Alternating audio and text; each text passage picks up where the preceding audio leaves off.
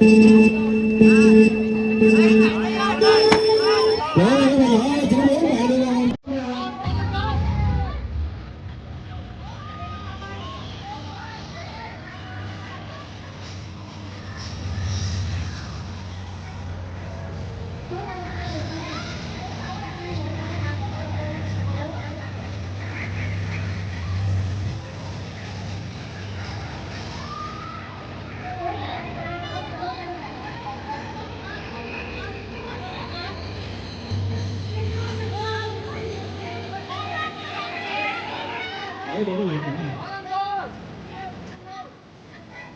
quý vị ơi, và đang dẫn đầu đó là số nhân 305 Việt Kia là số lượng đây.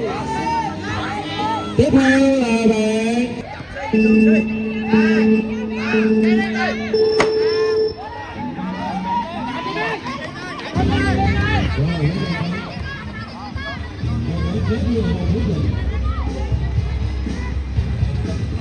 vị trí số 1 là số 2 sau kè rất là khác nhau.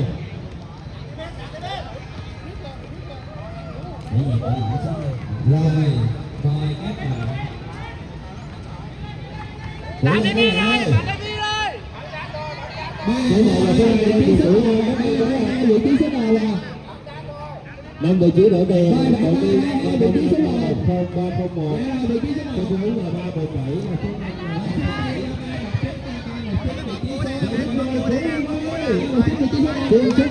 Chúc mừng bạn ơi, Về đến đi lên, về đến đi lên.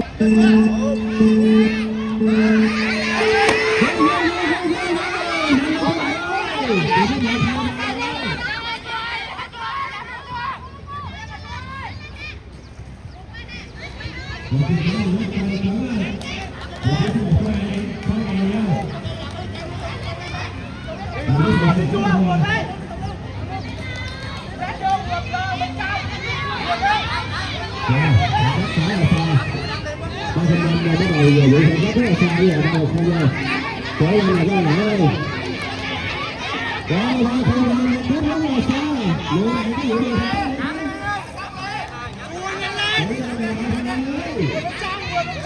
thôi.